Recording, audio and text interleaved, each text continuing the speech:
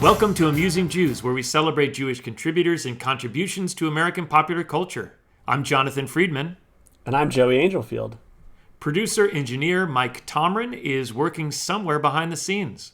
Amusing Jews is a project of Adat Chaverim Congregation for Humanistic Judaism, the Shul Jewish Cultural Community, and Atheists United Studios. So, Jonathan, it's Hanukkah, and for the uninitiated, Hanukkah, often known as the Festival of Lights, is ostensibly a Jewish festival commemorating the recovery of Jerusalem and subsequent rededication of the Second Temple at the beginning of the Maccabean revolt against the Seleucid Empire in the 2nd century BCE, per the first paragraph on Wikipedia.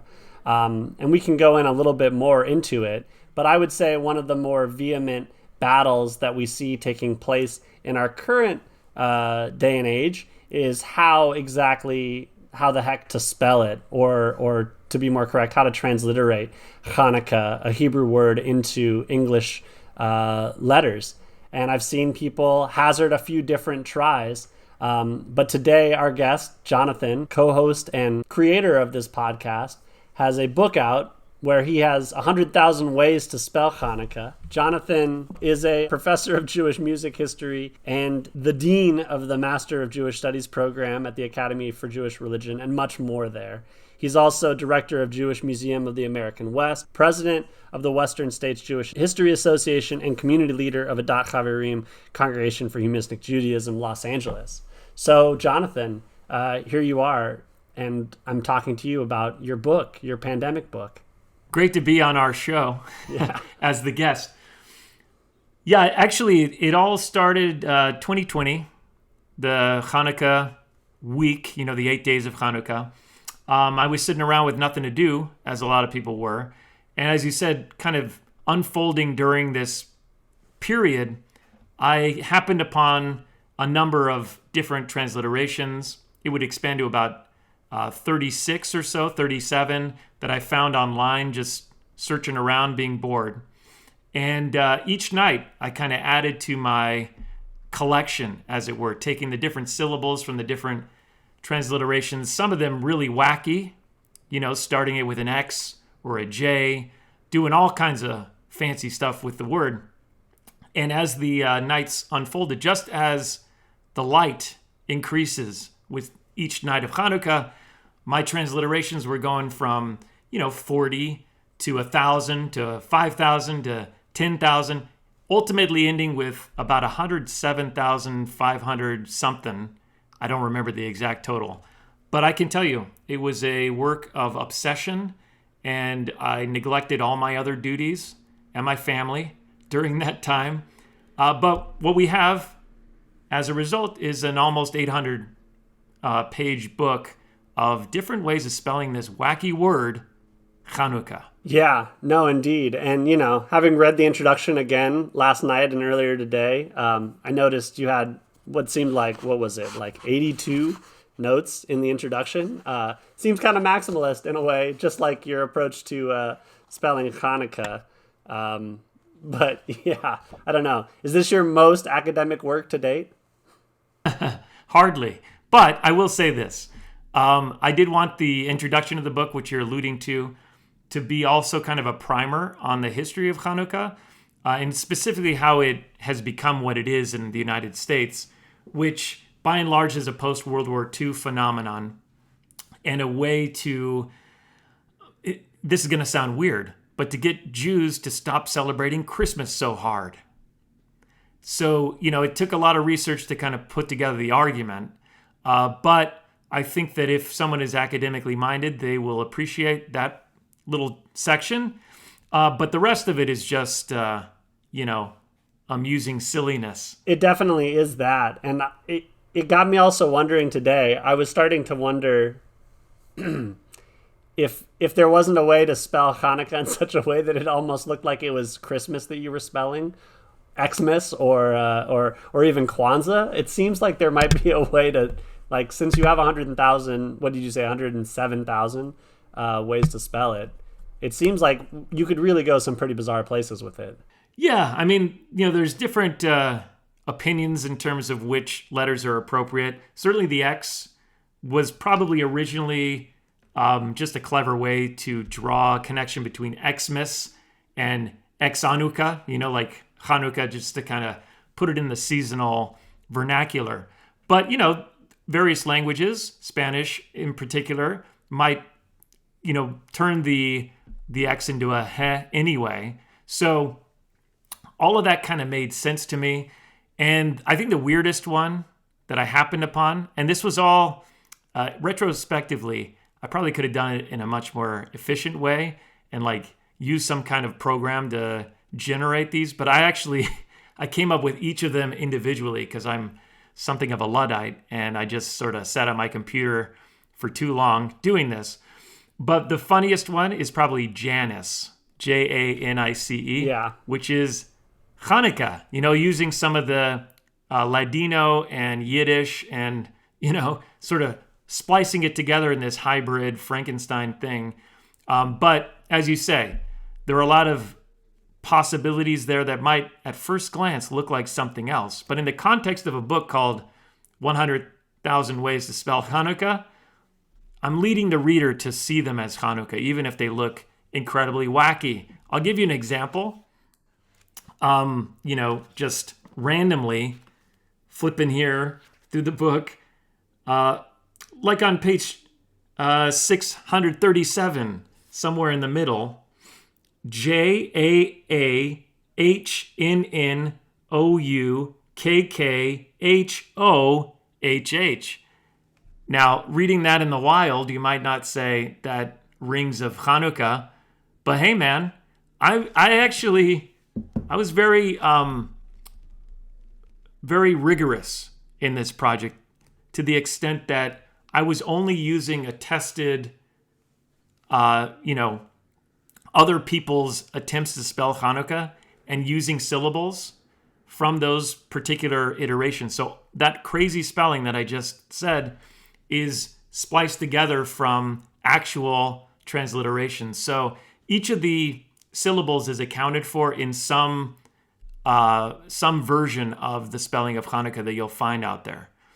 It just ends up being kind of ridiculous at a certain point.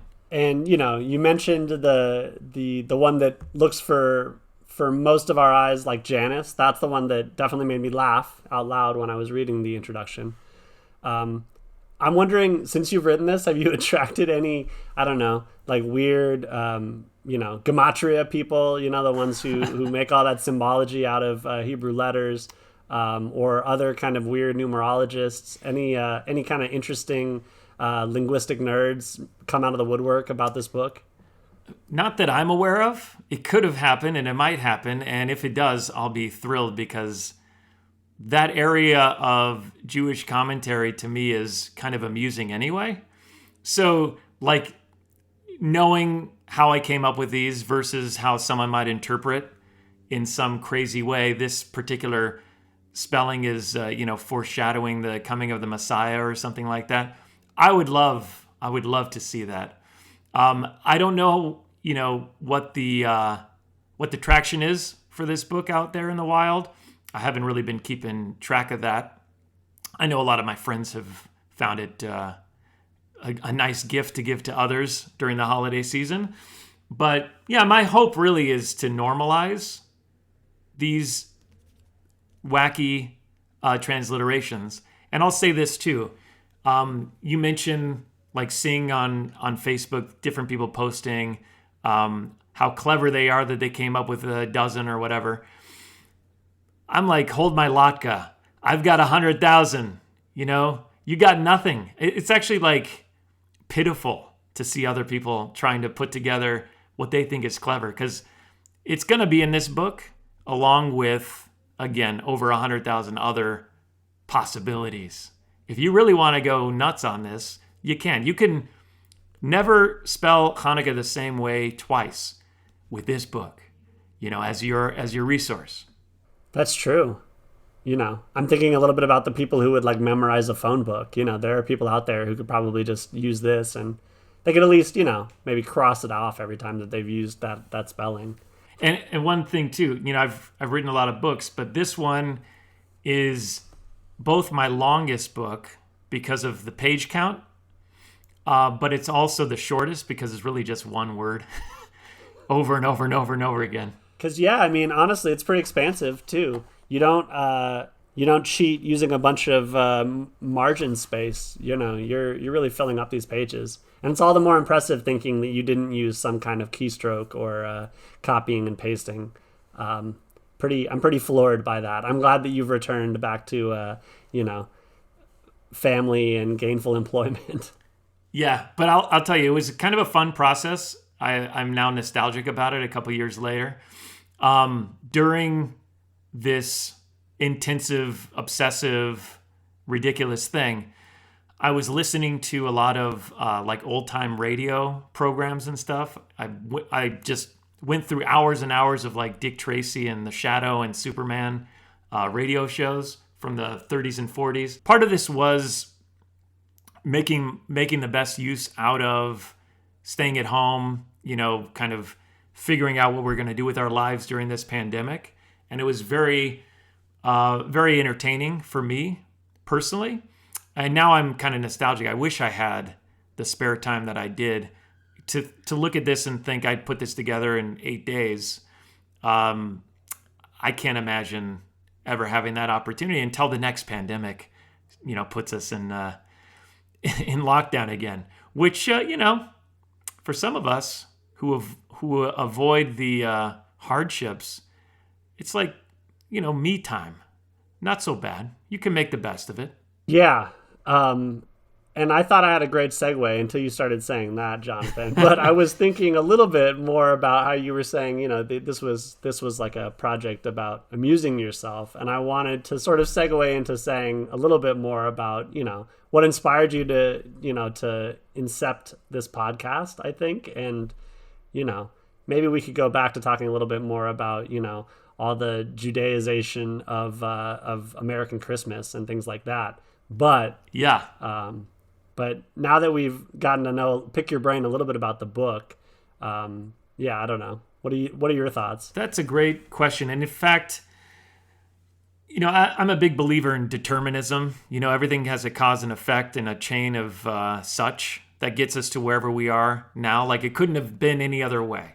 So I think everything I've done in my life since birth, this is going to sound really grandiose, has led up to the inception of Amusing Jews, to the extent that I've been a scholar of Judaism, a scholar of religion, but never really a believer in a kind of spiritual or religious ritual kind of sense. Kind of an outsider observer of Jewish phenomena, but more like positioning myself in a secular, cultural, atheist side of things. So even my wife was telling me the other day how interesting it is that really I'm more of a sociologist or an anthropologist of the subjects that I teach than a practitioner.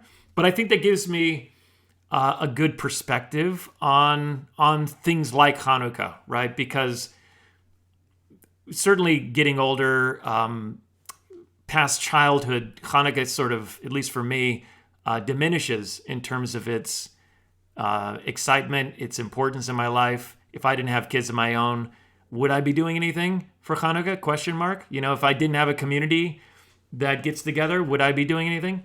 Personally, probably not.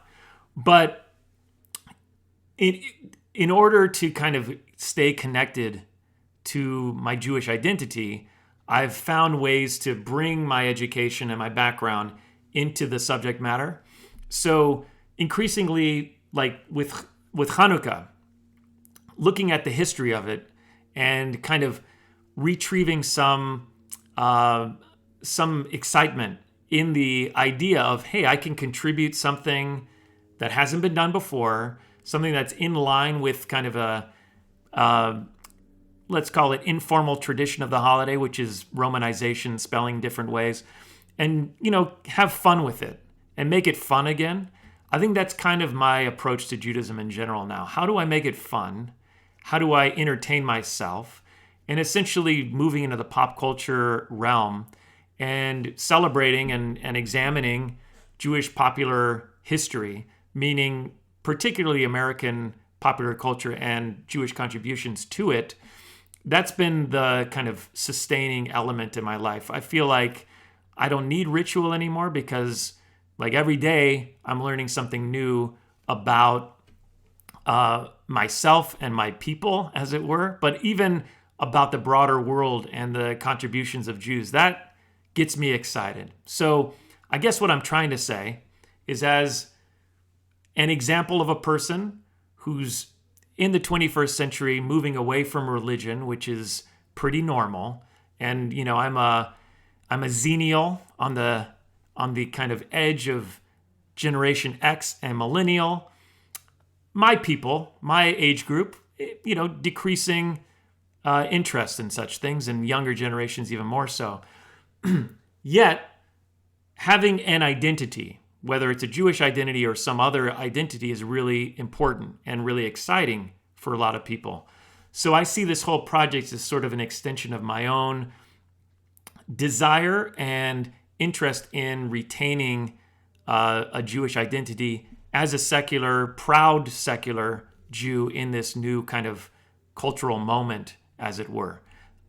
So my hope is that these kinds of topics will resonate far and wide, and really tell Jews who are like me that the way that you're being Jewish is just fine. Watching a Mel Brooks movie and, avoiding synagogue, that's very Jewish too. Kind of a long answer, but you get the idea. No, absolutely. And I think a long answer was necessary anyways, right? We're talking about this podcast. I know we have a pretty exciting list of guests that we've planned out so far, and we're, looking forward to more of those that we can interview in the future. So there really is no shortage of guests. And the topics, the way that we've set it up, you and I, it's kind of all-inclusive.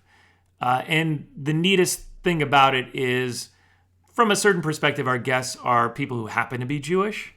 But from my own kind of understanding of self and Jews in general, as a Jew, everything I do is Jewish, whether I'm conscious of it or not. It's kind of that Seinfeld principle of, it's the most Jewish show that was ever on TV, and they never said the word Jew.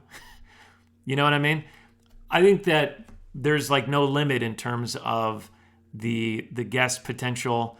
And, hopefully there'll be a program here or there that will appeal to someone. If you're a fan of this or that, we probably have the perfect episode for you. No, I think that's what's got me excited about it as well. There's a lot of potential for us to go in a bunch of different directions. And, even thus far, I think we're already kind of setting a good precedent for taking it in all kinds of different directions. And I like the non-judgmental Judaism, which does seem a little bit few and far between in most religious contexts, I think.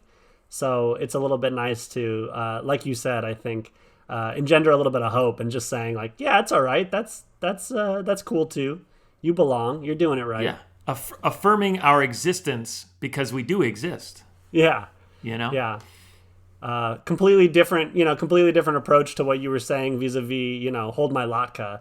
I do think you mentioned in your introduction to the book there, you say a thing or two about latkes and how it started off, and it was, what did you say? It wasn't potatoes at first that they were frying in schmaltz. Yeah, cheese. Grain and cheese. Yeah, right. A lot of different things that have been called, or occupying the same category as the oily food for the holiday. Yeah, and I think that's a good sort of lesson in terms of what tradition is, right? Everyone has their idea of what is a traditional latke and what isn't. Should you put this ingredient in it or that, or are you tarnishing it by doing it this way instead of that way? Can you cook it in the oven, or does it have to be on a frying pan? Those kinds of considerations. I think it's helpful to look at food, right? Which does change, does adapt. We don't use much schmaltz anymore. Crisco came along, and now there's all kinds of other, baking aids and frying aids that we can use. So just because you're eating something that's familiar to you doesn't mean it's always been that way. And I think that's true for holidays in general, which transform constantly, whether we're conscious of it or not. It's kind of like evolution. It's cultural evolution, meaning that little changes happen over time to the extent that you look at one version in this context, and you look back hundreds of years, it's going to look very different. But the little steps and stages in between, you can't really tell that the transformation's happening, before your very eyes because it's very subtle. I think that that's a really important thing to take into consideration, because you said, I think very truthfully, that a lot of Jews are traditionalists in the sense of this is the correct way to be Jewish. This isn't that judgmental thing that you're talking about. But in reality, there's never been one way of being Jewish or one way of doing Jewish or one way of being human, if we want to expand it. And all ways are valid, and let's not be such jerks to each other. It's the holidays, after all. Let me ask you a question, Joey. Sure. As an adult yourself, as far as I know, what is your kind of relationship with Hanukkah as you're maturing? Are you still as infatuated with it as you might have been as a kid, or has it diminished or changed? That's a really interesting question, because I feel like I've always had a certain rebellious streak. I mean, even in the process of our conversation, I've been trying to figure out a way I could shoehorn in the war on Christmas. But, I think it was in high school somebody introduced to me the idea that it was a little bit of, whitewashing of our history to do the whole miraculous oil story, not as a way of just, marketing potatoes and jelly donuts, but as a way of covering up like massive corruption and zealotry that we know, to be in fact, a really big part of the Hanukkah story. So yeah, now when Hanukkah rolls around, I love that the kids around me love it. But I don't necessarily get nearly as excited about it as I did at one point in my life. When you look at the actual historical context, you start to see the Maccabees who fought this supposed fight for freedom and so forth. They start to look like people who would oppose you. They were the purists. They were the religious zealots of their era and of their region. And this is where like the disconnect, I think, can seep in. If we focus on the spinning of dreidels and the eating of latkes and the lighting of candles, I think it's a perfectly legitimate winter festival. It is celebrating the season. It's celebrating family, hopefully vacation, things of that nature. Once you start to dig into the story, like you're saying, it becomes increasingly and incredibly problematic. The question of, were the Maccabees zealots? Were they heroes? Were they villains? It's very messy. And really, one thing that has helped me out of that malaise, as it were, is understanding that the way that we celebrate Hanukkah in America is really not about any of that. When you think about Hanukkah as essentially the only Jewish holiday that has grown in significance on the American continent, as opposed to being sort of downgraded on the arrival of Jews to America, we can kind of understand why. It happens in the winter, right? Christmas was very attractive to Jewish immigrants and all immigrants as an American holiday. Different strategies were put in place by Jewish organizations to kind of remind Jews in America, immigrant Jews from Eastern Europe who had no connection to Christmas trees or anything like that, that in fact Christmas was a Christian holiday at its core. And then they simultaneously elevated this thing called Hanukkah into something that could be celebrated instead of Christmas. So the notion that at its core, Hanukkah is a very minor, insignificant, very problematic holiday, but in a continent like ours, where the majority is not Jewish, obviously, and is in fact Christian, giving us a chance during a very festive season to also celebrate, as we're celebrating everything else, the fact that we're Jewish that I think is fine, And I'm one of those Jews, despite my, CV and employment, who celebrates Christmas also, and I have my whole life. I grew up with it. I don't see a contradiction because both, to me, are secular holidays. Christmas, to me, has nothing to do with Christianity, and to some extent, Hanukkah has everything to do with being Jewish and nothing to do with Jewish religiosity or, any of that kind of messiness. It's really just let's have fun, I think the secularization of a holiday, whenever we can do it, is only a good thing. It seems like maybe a couple of America's bigger wins, secularizing both Hanukkah and Christmas, because we know Christmas was pretty kooky back when it was in Europe a couple hundred years ago. And by the way, I mean, maybe you're leading to this, but who was responsible for making Christmas fun? It was Jews, right? When you think about the guys who wrote all the music, the department stores that kind of created the Christmas effect and all of that, the stories, the movies, you name it, all the fun stuff, like Rudolph the Red-Nosed Reindeer and the things that we can all kind of gather around that doesn't have anything to do with mangers or anything like that. That, to a large extent, maybe 80%, 90% of that is a Jewish contribution. So when we talk about, as our program does, Jewish contributors and contributions to American popular culture, I think Christmas itself is like somewhere near the top of like the greatest contributions to popular culture. And Hanukkah, while it pales in comparison, just by obvious or for obvious reasons, I should say, there aren't that many Jews. There's not much you can do with it compared to Christmas. But it's pretty significant, like you're saying, the fact that you could take these two holidays that celebrate winter and turn them into something that everyone can enjoy. I've heard about non-Jews getting together and having Hanukkah parties. I mean, it happens. So, that's a win. It's a win-win. Everyone's winning.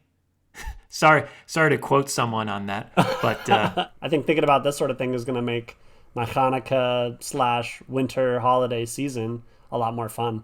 So maybe I won't be quite as jingoistic about the war on Christmas, but can hopefully bring a little bit of like peace and goodwill to all living creatures.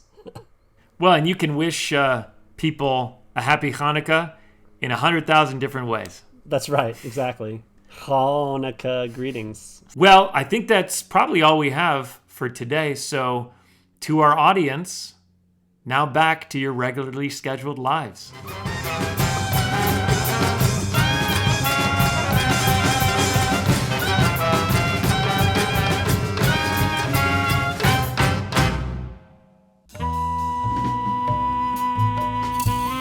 Amusing Jews will be taking a couple weeks off for the holidays, but we'll be back in the new year, 2023, of their Lord.